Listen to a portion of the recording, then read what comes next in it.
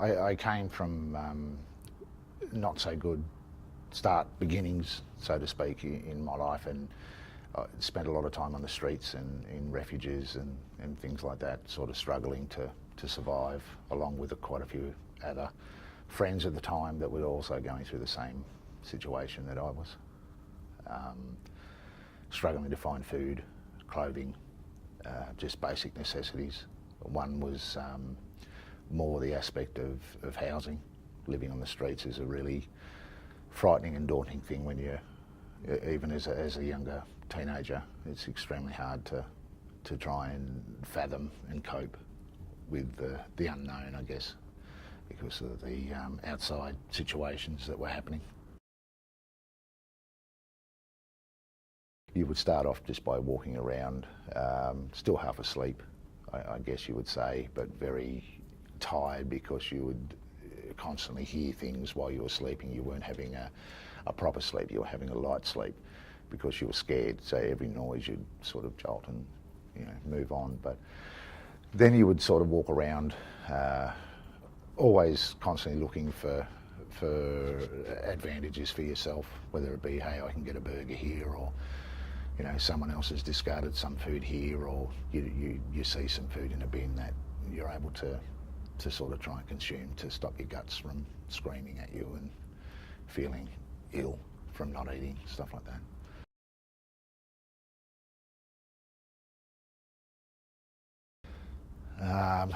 There's a number of different ways. If you were lucky enough, you managed to get, someone had given you something to eat, because obviously it's them seeing you and recognising the situation you were in. Other times you weren't able to have anything, so it's just a matter of finding somewhere to sleep, curling up in there and waiting for the next day.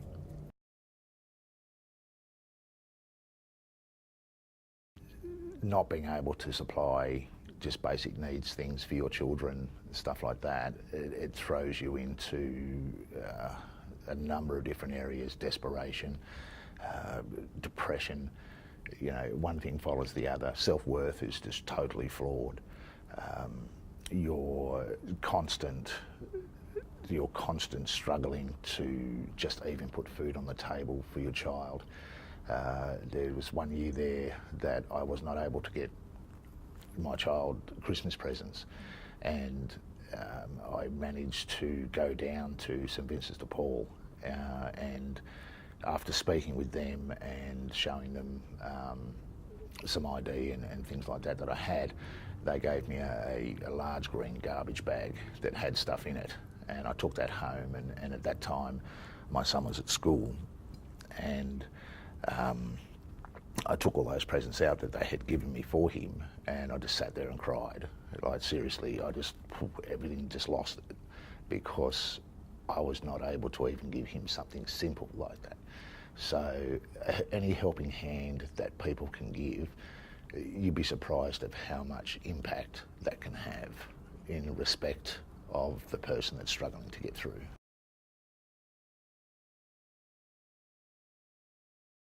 Well, my particular pathway came from starting with that police sergeant who made sure that things weren't going down the track as the younger police officers were trying to do. He put a stop to that. He put me on the right path. He gave me a note wrapped up, and told me not to open it when I got back to the town hall. When I got back there, I undid it, and he said in the note, behave yourself. Now they can't pick you up for vagrancy, and there was $10 sitting in it. Now back then that was like the 80s, so that's a fair amount of money. He also gave me tin food as well out of his own locker, like Spam and things like that, And I mean, just that in itself made a huge difference, just in my mental state and my hope. Hope's a big thing when it comes like, oh, I wish for this or I wish for that. But then, you're eating out of garbage bins, you're eating people's leftovers in food courts. You're trying to convince outlets like McDonald's and stuff that they'd stuffed your meal up, so they give you a free feed, and sometimes it works, sometimes it doesn't. So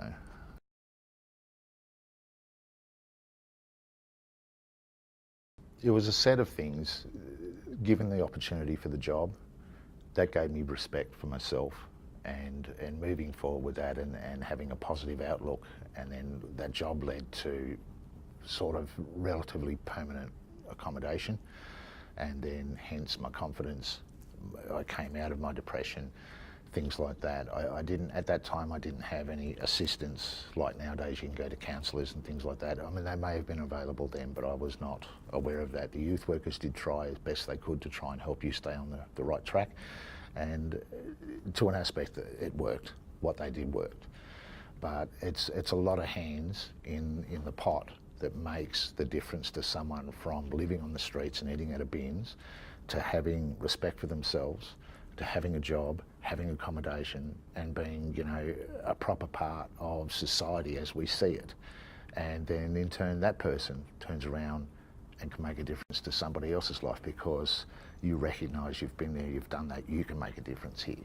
So, but you don't need to come from that to be able to make a difference there. You can be any situation, you can come from any background and know and think. All they've got to do is think, and they make a difference.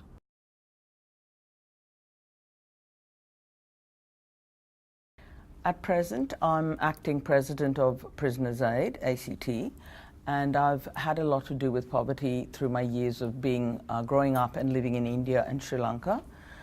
I've been very passionate. I've worked with results to end world hunger and poverty. That was supposed to have been achieved, responsibility for ending starvation using lobbying, trim tabbing and support. I was supposed to have finished by the year 2000. I mean, now to 2018 and we still have poverty in our society, which is very sad.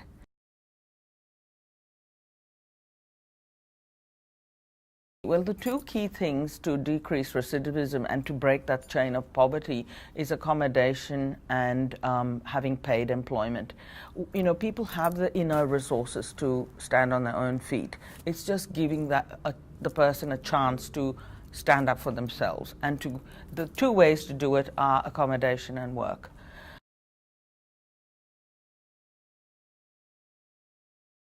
They are educated, trained, supported, have a roof over their heads, know where their next meal's coming from, and they can work for themselves and save money and have dreams of going overseas or visiting other parts of Australia or traveling, just exploring their own, you know, abilities. They have that ability inside them. Every one of us does. It's just giving them a way to find it, a hand up.